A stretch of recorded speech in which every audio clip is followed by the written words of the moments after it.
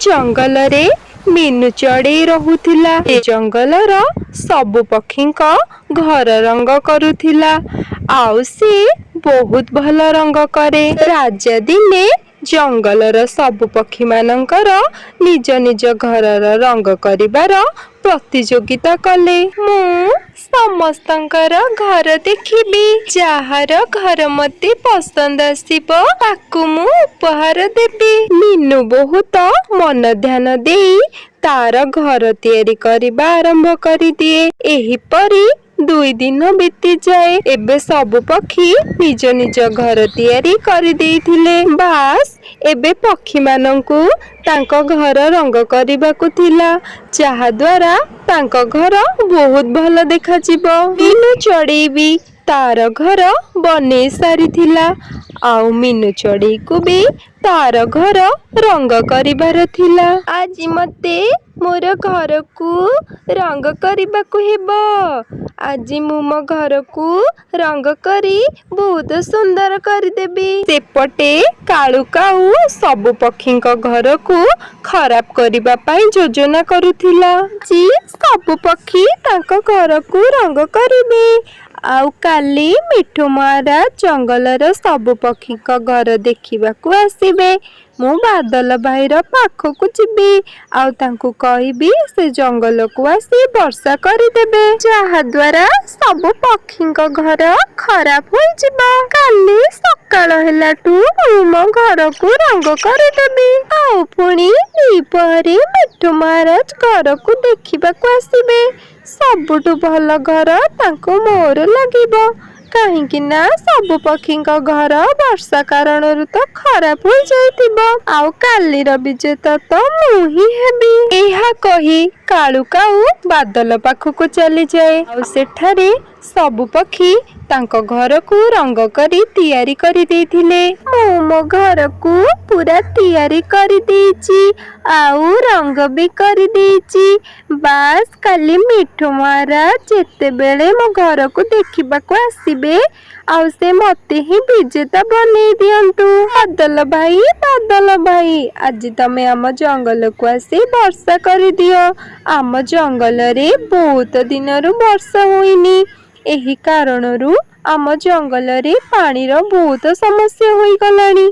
सेथिपाई तमे एबे आसी आम जंगल रे वर्षा करि दियो। अच्छा ठीक अछि कालू काऊ, मु किछि समय रे तम जंगल को जाई वर्षा करि देबी। एहा सुनी कालू काऊ खुशी रे तार जंगल को चली जाए। कालू काऊ जीवा क्षणी आउ एक बादल आसे। चाल भाई जल्दी चाल, आमको आउ गोटे जंगल को जाई वर्षा करबाकू हेबो। सेही जंगल रे निया लगी जाइछि, जल्दी चल मो संगरे। किंतु भाई मते तो आज मिठू महाराज का जंगल को जाई वर्षा करबाकू हेबो। अरे भाई सेठाकू आउ केउ दिन चली जिबू, एबे मो साथी रे चल।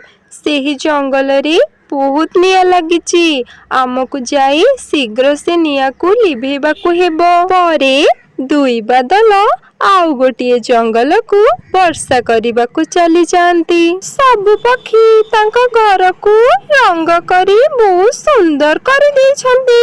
एबे किछि समय परे बादल भाई आसी वर्षा करि देबे, आउ सब पक्षींक घर खराब होई जिवो। कालू काऊ को बादलर अपेक्षा करी करी राति होई जाए, किंतु बादल तो वर्षा करबाकू आसे नाही। कालू काऊ सोई पड़े। काली तो बादल भाई वर्षा करबाकू आसिला नाही, मोर तो सब प्लान खराब होई गला। चल एबे मु जाई मोर घर को रंग करि दिए। दीपहरे मिठू मारा सब पक्षींक घर देखिबाकू आसीबे। मु एबे जाई घर रंग करि दिए, जहा कि मो घर भी सुंदर दिसिबो। किछि समय रे कालू काऊ तार घर को भी बहुत भल रंग करि देइथिला। तार घर भी सुंदर दिसुतिला। मोर घर तो बहुत सुंदर देखा जाउछि, लाकुछि आजिर विजेता मुही हेबे। चल भाई आज मते मिठू महाराज को जंगल को जाई वर्षा करबाकू हेबो। काली तो मु ଯାଇନଥିଲେ।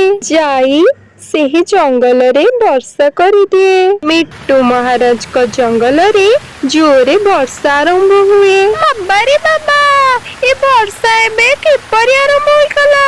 ମୁଁ ତମ ଘରକୁ ଏବେ ହିଁ ରଙ୍ଗ କରିଛି। ମୋର ଘର ତ ଖରାପ ହେଇଯିବ। ମତେ କିଛି ନା କିଛି କରିବାକୁ ପଡିବ। କିଛି ସମୟ ପରେ ବର୍ଷା କମିଯାଏ ଆଉ କାଳୁ କାଉର ଘରର ରଙ୍ଗ ଖରାପ ହୋଇଯାଏ। ମିଟୁ ମହାରାଜ କୋଇଲିର ଘର ବାହାରକୁ ଆସନ୍ତି ଆଉ ତାର ଘର ଦେଖନ୍ତି। ହଁ କୋଇଲି, ତମେ ତମ ଘରକୁ ବହୁତ ସୁନ୍ଦର ଭାବେ କରିଛ।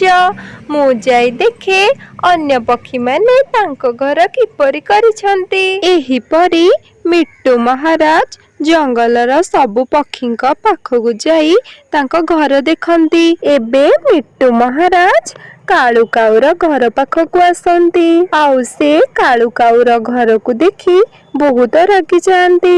ଏ କଣ କାଳୁ କାଉ, ତମେ ତମ ଘରକୁ ରଙ୍ଗ କରିନ? ତୁମ ଘର କେତେ ଖରାପ ଦେଖାଯାଉଛି। ମତେ ତୁମ ଘର ଜମା ବି ପସନ୍ଦ ଆସୁନି। ଏବେ କେବଳ ମିନୁ ଚଢ଼େଇର ଘର ବାକି ଅଛି।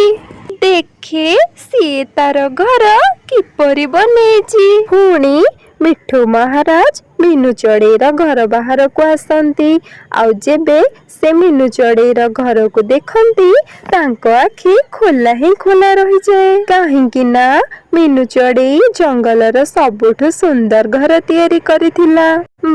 ବାଃ ମିନୁ ଚଢ଼େଇ, ତମେ କେତେ ଭଲ ଘର ତିଆରି କରିଛ। ତେଣୁ ଏହି ବର୍ଷର ବିଜେତା ତମେ ମିନୁ ଚଢ଼େଇ। ଜଙ୍ଗଲରେ ସବୁଠୁ ସୁନ୍ଦର ଘର ମତେ ତୁମର ଲାଗୁଛି। ମିଟୁ ମହାରାଜ ଖୁସି ହୋଇ ମିନୁ ଚଢ଼େଇକୁ ଗହମର ଏକ ଜମି ଦିଅନ୍ତି। ଏହା ଦେଖି ମିନୁ ଚଢ଼େଇ ବହୁତ ଖୁସି ହୁଏ। ସାଙ୍ଗମାନେ, ଗପଟି ଭଲ ଲାଗିଥିଲେ ଲାଇକ୍ ଆଉ ସବସ୍କ୍ରାଇବ୍ କରିଦିଅନ୍ତୁ।